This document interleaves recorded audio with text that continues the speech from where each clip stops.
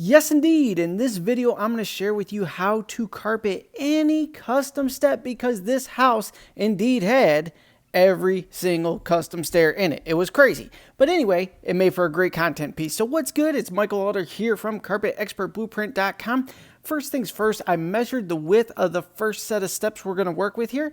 So I am tracing a line on the backing of the carpet all the way down to get me a straight line that I could use for my first flight of stairs. And once I lob this off all the way at the end, I have 3 stairs to do with this first section. So once I get that, I'm going to clean off the bottom edge there.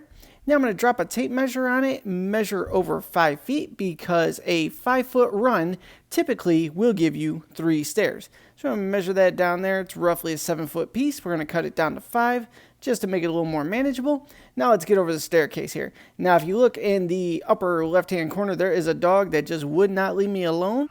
But that made for a fun content piece, and ironically, you could hear my dogs barking in the background, which means Amazon's at my front door once again.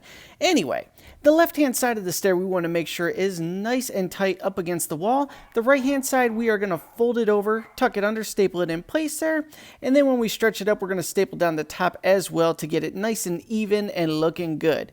So we're at the top stair here. We're going to go ahead and stretch that up. It's going to be going up to a landing, which is kind of like a pie stair. And we're going to shape that out right now. The first pie stair was a little over 3 feet wide by 4 feet at the furthest point. So we're going to go ahead and take our tape measure, measure over, I think it was actually like 38 inches on the width. So I'm going to go ahead and lob that off first, get my straight edge going, give me a little bit more manageable piece to work with there. A little more. And good.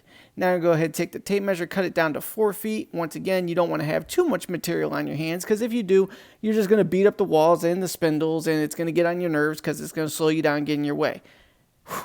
So that's why we cut it down, shape it out. So here we go. Lob that off. All right, let's get over to making that landing happen there. So we're going to go ahead and line that up, cut off all the excess there because it is a pie stair. There's going to be a lot of waste, but that's okay. It is what it is. We're going to staple it up under the nosing there, wrap the side, which you really can't see from this view, but then we're going to kick straight into it there and trim everything down and tuck it. Good, good, good. We got to stretch over to the side as well. Make sure it's locked onto the tack strip there. There we go. Everything's good there. Now, I don't know if you noticed or not, but I had a riser going to the next pie stair that did not have any carpet on it. Risers are typically 6 to 6.5 inches each. So I have a long scrap piece of carpet there. I'm going to cut this one down. I believe it was 6 inches on this particular riser. So we get our clean edge. We measure over about 6 inches there. And then we just lob it off all the way down. Once I get the piece back onto the stairs, I'll cut it down to size, staple it with a million staples to make sure it doesn't come down, and we will be able to move on to the front staircase in this house here. Let me finish cutting that out. All right, good, good, good. So we're just going to line that up. Easiest way to do this, tuck it up under the lip first, and then just push down at the bottom and fire away with the staples. Now, I'm on the front staircase here. We have open carpet runner for the beginning.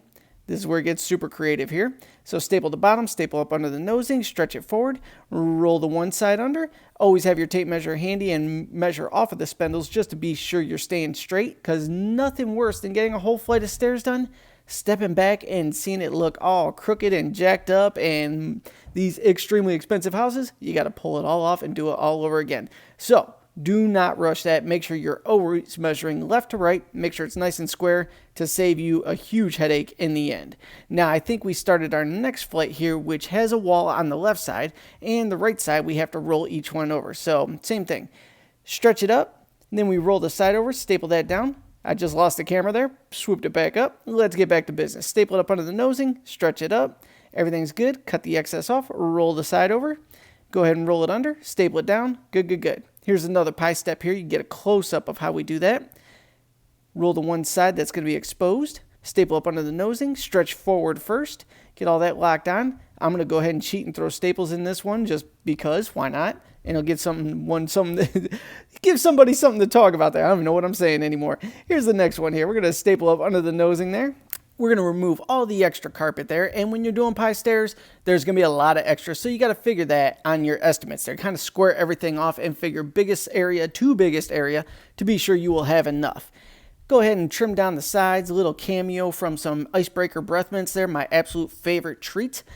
trim down the sides, tuck everything. We're going to roll that exposed edge. Everything is good. And we're finally on to the final set. It felt like it would never end when I was on this job site. Same scenario that I already told you here. You staple the bottom, you staple up under the nosing, you stretch it forward, you staple there, and then you go ahead and cut a little slit on the right, you fold it back like that, roll it under, and staple it in. Now, if you're wondering about cost, if you go into big box stores, they will actually charge you upwards of $50 per stair to have this custom work done. If you're dealing directly with the installer, or if you are an installer and you're just wondering what you should charge, you can charge $10, $15, $20 a stair and you'll get it all day long. Or if it's a big job like this, you can kind of roll it into the price, bump it a little bit, and that'll set you apart from the crowd. We are officially done. I have 3 risers to do, so I just cut 3 6-inch strips of carpet there. We're going to go ahead and tuck it up under the nosing first. That's the easiest way to do it. Staple it down, and then you cut down and roll the side in. Everything's good. There's the final product. Thank you so much for tuning in. I'll connect with you on the next video.